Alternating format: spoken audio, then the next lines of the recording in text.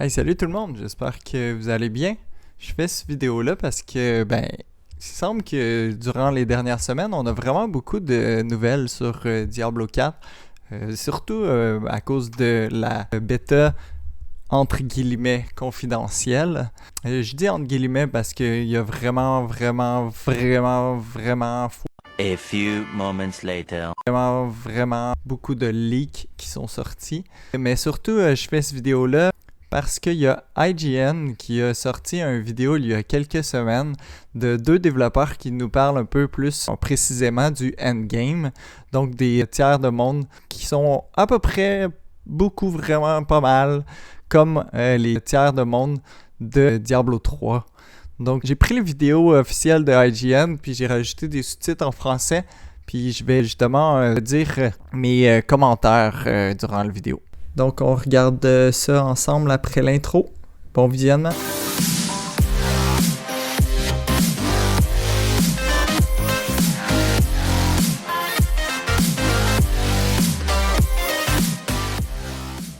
We have an audience of folks that have played lots of Diablo and are looking for a challenge. And so our second World Tier 2, and our first World Tier are available from level 1 when you first start playing the game.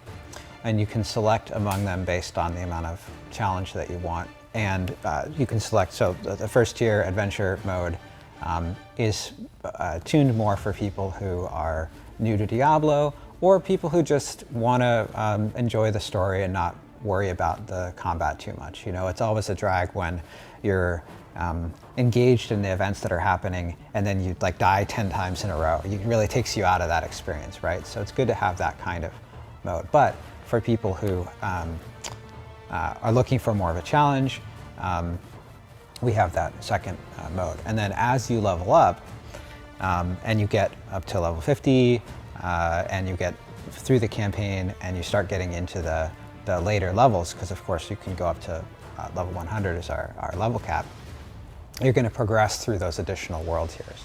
And those work somewhat more like the Diablo III world tiers or difficulties work, in that as your gear is progressing, and of course depending on how optimized your gear is in terms of efficiency, you're going to progress up through those world tiers, and that's going to set effectively how your kill rate of monsters, the rate of loot acquisition.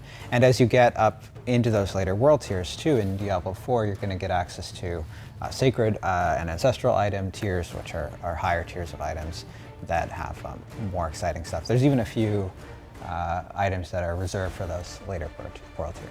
Comme je disais, jusqu'ici, c'est basiquement la même chose que Diablo 3. T'sais, plus que tu avances dans le jeu, plus que tu as de chances de trouver des items sacrés et ancestrales.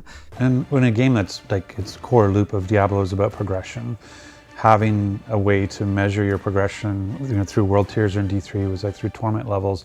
Immortal, it's like going from Hell 1 to Hell 5. That idea that as you become more powerful, you want to challenge yourself.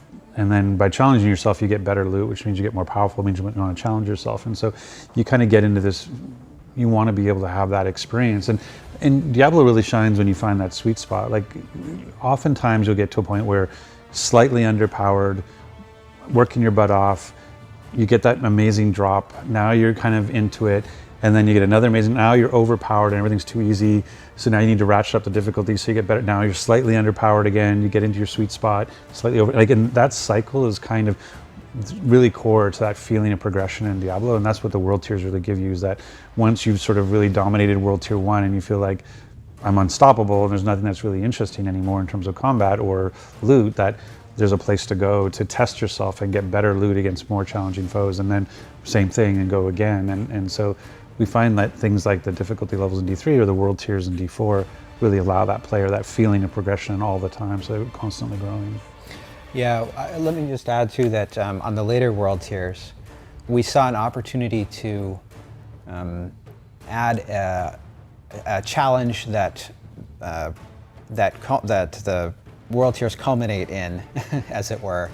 So at the end of tiers 3, 4, and 5, there's a boss that you can defeat in order to unlock the next world tier. And in fact, the last world tier, where you can gear all the way up to 100, has a boss at the end of it, which is extremely difficult. And that really provides something to stand up against with all of your optimized gear and say, like, all right, this is what I've been building toward, you know. J'aime vraiment l'idée d'avoir à passer un test pour pouvoir changer de tiers de monde. Je sais pas à quel point les boss de tiers de monde sont difficiles, mais c'est déjà un bel ajout à Diablo 4 comparé à Diablo 3 que tu pouvais juste changer n'importe quand de difficulté là, sans avoir à avoir un obstacle entre.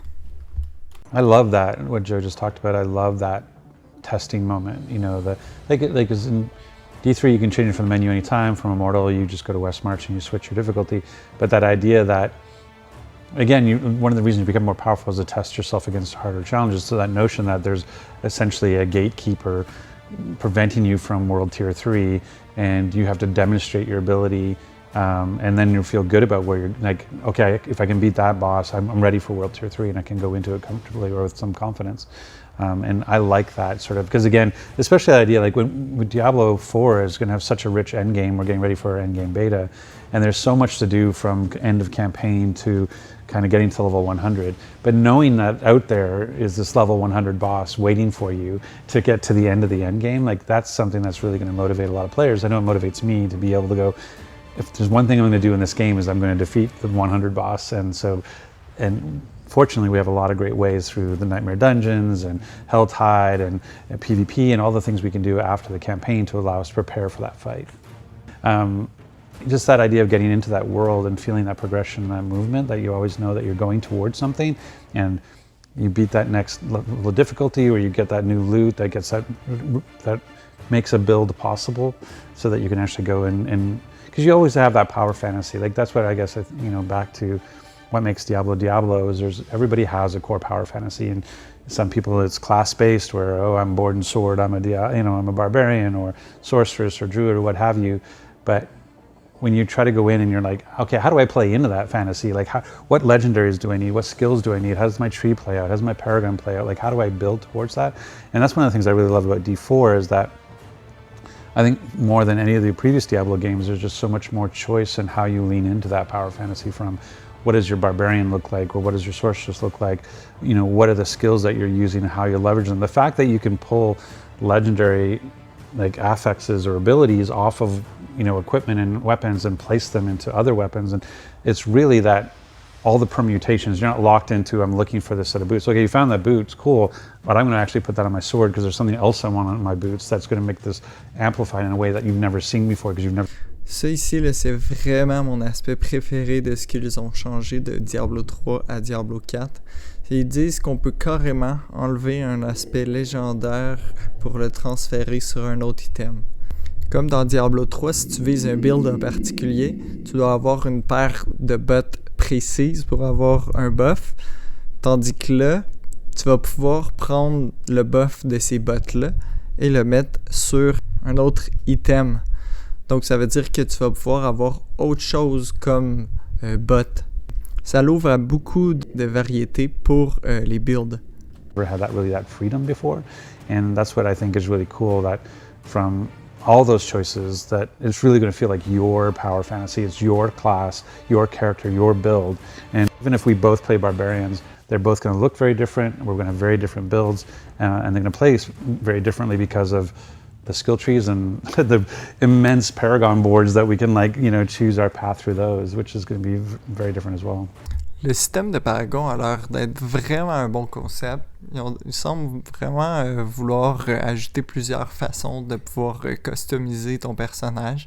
Ça reste toujours à voir là, parce que de mon expérience, il y a toujours à chaque jeu à RPG, il y a toujours une méta, donc il y a toujours une certaine façon de monter son personnage qui va être le plus optimale. Ça reste à voir si eux, avec leur ajout de customisation, si vraiment il va avoir une façon qu'on feel que chaque personnage est unique.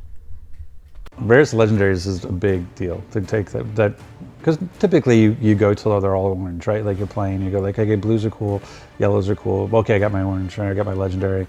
But now that you have this a great affix that you really love, like I want an extra skeleton cat mage to be a part of my army, and I can put that onto a yellow and turn it into a legendary. That really gives the player control, you know, and the ability to figure out how to best optimize their build. Je sais pas ce que vous en pensez. Est-ce que vous avez hâte à la sortie de Diablo 4? Laissez-moi savoir dans les commentaires. Si c'est pas déjà fait, ben abonnez-vous parce que je risque de sortir encore vraiment beaucoup de vidéos de Diablo 4 parce que pour ma part, je suis vraiment hype. Je crois que même que ça va devenir mon main game. Étant un gros joueur de Diablo 2, j'ai joué presque tout mon secondaire, donc c'est sûr et certain que pour moi, Diablo 4, j'ai beaucoup d'appréhension. Mais je pense que ça va être très bien, ça va être un bon mix justement de tous les Diablos. Ok, bye les insomniaques, on se revoit aux prochaines vidéos.